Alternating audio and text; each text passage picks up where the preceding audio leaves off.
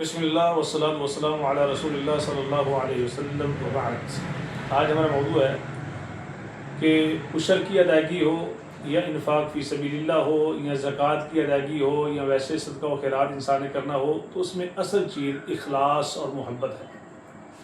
اگر انسان ادا بھی کرے اور بوجھ سمجھ کے ساتھ، تنگ دلی کے ساتھ، تو اس میں شاید وہ انسان اس خیر و برکت کو نہ پا سکے جو خالق و مالک اخلاص کی بنیاد پر، تڑپ کی بنیاد پر اور وجہ اللہ جس میں مقصود ہوتا ہے، شاید انسان اس رتبے تک نہ پہنچ سکے۔ جب اس کو بوجھ محسوس کرے گا اور تنگ دلی کے ساتھ ادا کرے گا تو خیر و برکت سے شاید یہ محروم ہو جائے، کیونکہ اللہ رب العالمین کا ارشاد گرامی ہے وَمَا آتَيْتُم مِّن زَكَاةٍ تُرِيدُونَ وَجْهَ اللَّهِ۔ جو تم زکوٰۃ ادا کرتے ہو نا، پیسے کی زکوٰۃ ہو، جانوروں کی زکوٰۃ ہو، کرنسی سے ہو، گولڈ سے ہو، سلور سے ہو، یا اسی طرح عشر زرعی پیداوار کی ہو، عشر نصف عشر ہو، ان سب کے پیچھے مقصد کیا ہے؟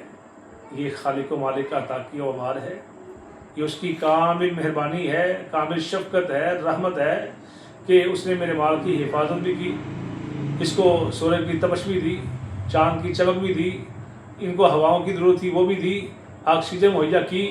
تو کیا میرا کوئی حق نہیں ہے کہ میں اس خالق و مالک کا شکریہ ادا کروں اور پھر یہ سارا مال میرے اپنے رشتہ داروں میں، غرباء، فقراء، مساکین، میری سوسائٹی میں تقسیم ہو رہا ہے؟ تو اصل چیز دل کے اندر درد پیدا کرنا ہے۔ تو جو ایسا شخص کرتا ہے فَأُولَٰئِكَ هُمُ الْمُضْعِفُونَ، اللہ خالق و مالک فرماتے ہیں، تو پھر یہ خرچ کرنے سے مال کم نہیں ہوگا بلکہ یہ اپنے مال کو بڑھانے والے ہیں۔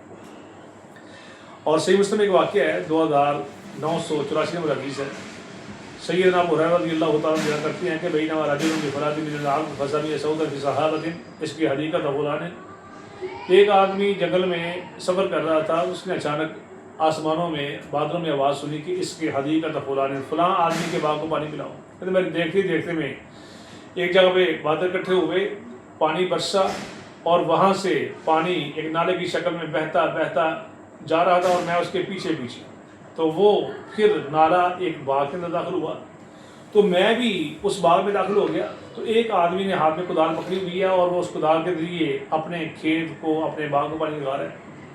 میں نے کہا بھائی آپ کا نام کیا ہے؟ اس نے کہا کیوں؟ کہا میں نے آسمانوں میں آواز سنی ہے کہ آپ کا نام لیا گیا ہے اس نام سے، کہا کہ اس کی حدیقت فلان۔ تو کیا کرتا ہے؟ کون سا عمل ہے؟ باغ تیرا ہے، فکر رب العالمین کو ہے، باغ تیرا ہے، فصل تیری ہے، کھیت تیرے ہیں، لیکن خالق و مالک کو آسمانوں پہ تیرے باغ کی فکر ہے کہ اس کو پانی کی ضرورت ہے۔ اس نے کہا اگر آپ یہ اتنا کچھ مجھے بتا دیتے ہیں تو پھر میں آپ کو آگاہ کرتا ہوں کہ میں کیا کرتا ہوں۔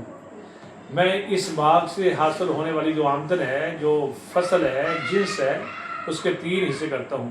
فَإِنِّي أَنظُرُ مَا يَخْرُجُ مِنْهَا فَأَتَصَدَّقُ بِثُلُثِهِ، تیسرا حصہ میں صدقہ و خیرات کرتا ہوں۔ دوسری روایت میں وضاحت ہے مساکین پر، سائلین پر، مسافروں پر، فی سبیل اللہ، اللہ کے راستے میں خرچ کرتا ہوں، جہاں جہاں دین کا کام ہو رہا ہے وہاں میں خرچ کرتا ہوں۔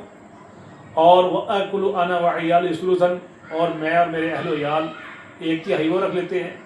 وَأَرُدُّ فِيهَا ثُلُثَهُ، اور 1/3 حصہ میں اس باغ کے اوپر ہی لگا دیتا ہوں تاکہ اس کے اندر بہتری آئے، جو کچھ بھی اس کے اخراجات ہوتے ہیں وہ میں اس سے ادا کرتا ہوں۔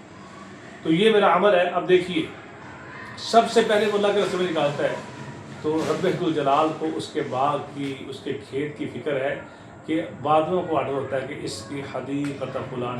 آج اگر مسلمان اسی جذبے سے، اسی اخلاص سے، اسی محبت سے رب کے راستے میں خرچ کرے تو یقیناً اللہ تعالیٰ اس کے مال میں آج بھی خیر و برکت فرمائیں گے اور اس کو خیر و برکت سے نوازیں گے۔ اللہ پاک عمل کی توفیق نصیب فرمائے۔